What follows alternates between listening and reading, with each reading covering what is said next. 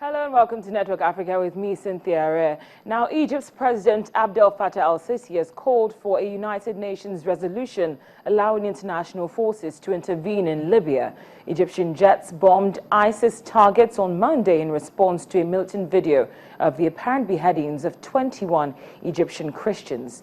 Rival militias have been battling for control in Libya since 2011. The country has two rival governments, one based in Tripoli and the other in Tobruk.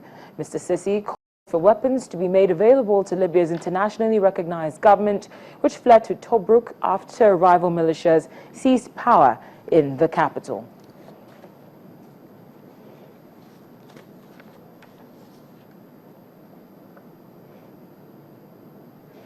Joining us now live via Skype is the Voice of America's Heather Murdoch, who is in Cairo. Heather, thank you so much for speaking with us again on Network Africa. Thank you. Now, I'd like to start by asking you, what are the chances that the United Nations will approve the mandate for Libya Islamic State intervention? Well, there is strong support among several countries in the United Nations and the international community for intervention in Libya, especially, as you said, Egypt. And Tunisia also has been putting its own resources into fighting the Islamic State, or at least monitoring along the borders. Italy has expressed some willingness to possibly put forth troops and weapons. But there are also a lot of reasons why it might not either pass or be able to be funded or armed properly, because fighting the Islamic State in the past has not been entirely successful. The U.S.-led coalition has been fighting the Islamic State in Iraq and Syria for a greater part of last year, and the group still appears to be growing stronger. Now, just like you said, the group has appeared to have grown stronger, even with the U.S.-led coalition. Now, how will this approach be different from the already existing coalition, even though it seems as though the group has gained even more ground since that coalition began? Analysts tell me that it will have to be different. In the past year, the fighting has been largely aerial bombardments in Iraq and Syria, and that appears not to be working as well as they had hoped. There's also been funding of various groups and arming of various groups. But in Syria and Iraq, this has in some ways complicated the situation, because especially in Syria, where the country is hopelessly deadlocked in a civil war, funding one group against the Islamic State also means funding that group against their enemy. Or also the U.S.-led coalition has been seen on the other side by not bombing regime targets while they're bombing the Islamic State. They've been seen to support both sides of the civil war. And Libya, while not in the throes of a civil war, is a similar situation where it is a hopelessly divided country with two competing governments claiming power. Now, finally, before I let you go, since you're on ground in Cairo, I'd like to ask you the vibe you're getting from fellow Egyptians. Are they living in fear, seen as the last move by ISIS regarding the beheading of 21 Coptic Christians has really hit close to home? Yes, I think Egyptians take this slaughter very personally. And although most Egyptians are not Christians, they view these victims as Egyptians, not Christian Egyptians. It is estimated that somewhere between 1.5 million and 3 million Egyptians travel to Libya for informal work.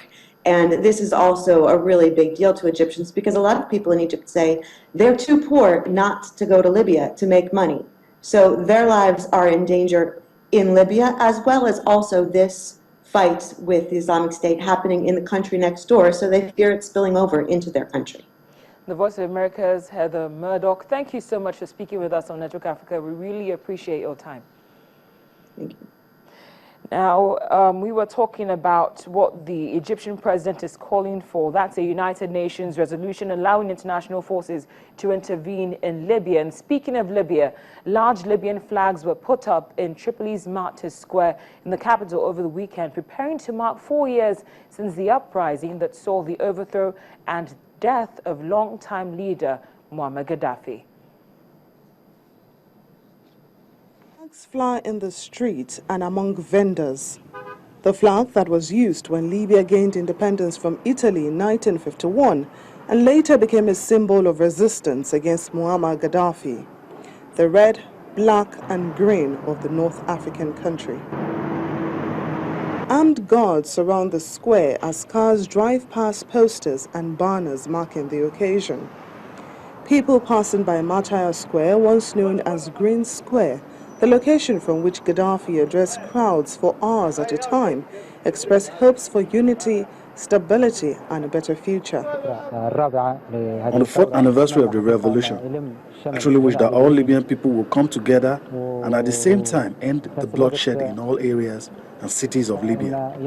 We also hope that Libya remains a real state, one that is faithful to all Libyans and martyrs who have given their lives for the sake of this country. February's uprising began in the long discontented east around Benghazi in 2011, inspired by unrest that overthrew leaders in neighboring Tunisia and Egypt. It then ground slowly across the country before the sudden fall of Tripoli in August.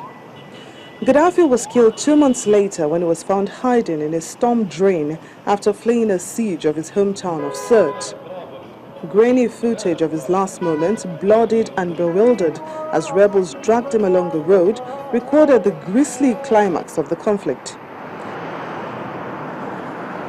4 years after the overthrow of Gaddafi, Libya is riven by conflict, with two rival governments operating their own armed forces under separate parliaments.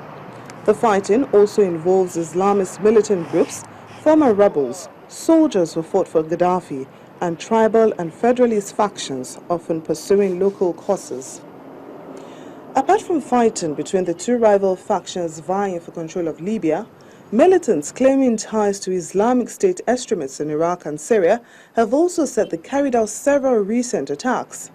In retaliation, a Libyan Air Force commander said between 40 to 50 militants were killed in the attack. Now we're looking at security activities, particularly in Nigeria. Now, as the activities of the extremist group Boko Haram continue in Nigeria, Chad, Cameroon and Niger, the leaders of the countries and their supporters are not relenting in their efforts to shut down the group.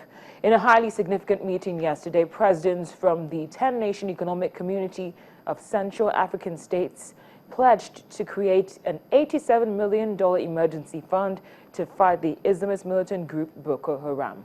On his Twitter account, the president of Gabon, who attended the one-day summit, confirmed about $87 million had been pledged to fight the group. The insurgents have killed thousands of people and kidnapped hundreds in a 5-year insurgency in northern Nigeria. They've also recently intensified cross-border raids on neighboring countries in the Lake Chad area. We're also looking at activities of the Boko Haram sect. Now, the Nigerian troops backed by airstrikes have reclaimed the towns of Monguno and Marte from the sect.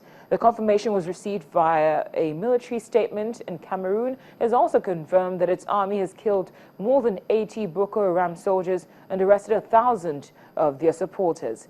Niger also claimed on Monday to have arrested 160 people with links to the sect since February.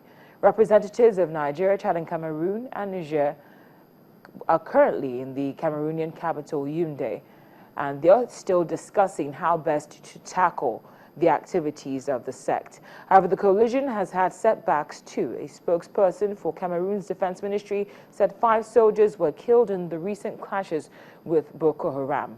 In another development, the U.S. Africa Command says it plans to provide Nigeria with training and equipment to combat the group. And when that happens, we'll let you know. Now, supporters of the fight against Boko Haram in Niger showed their solidarity a day after the pledge was made. Thousands of people marched in Niger's capital to protest against the sect, which has launched deadly raids into the country. Now, the demonstrators were led by Niger's Prime Minister Brigui Rafini and protected by a heavy police presence. There were fears that the Nigeria-based group, which is known for suicide attacks, would target the march, but thankfully it passed successfully. Boko Haram's intensified attacks, like we told you earlier, in Niger's border areas in recent weeks. The march ended outside of the Parliament building in Niamey, where President Mahmoudou Issoufou told the crowds that, quote, Niger will be the tomb of the Islamists. In his words, nobody attacks Niger without punishment, and Boko Haram learned that to its cost on the 6th of February. Now, referring to the group's attack on Niger's Diffa region, which was repelled, Niger's defense minister also said at the time that 109 Boko Haram fighters were killed in the fighting in Diffa, with 4 soldiers and 1 civilian losing their lives also in the process. We'll take a break now on Network Africa. When we come back, we bring you updates concerning the Mali peace talks. Please stay with us.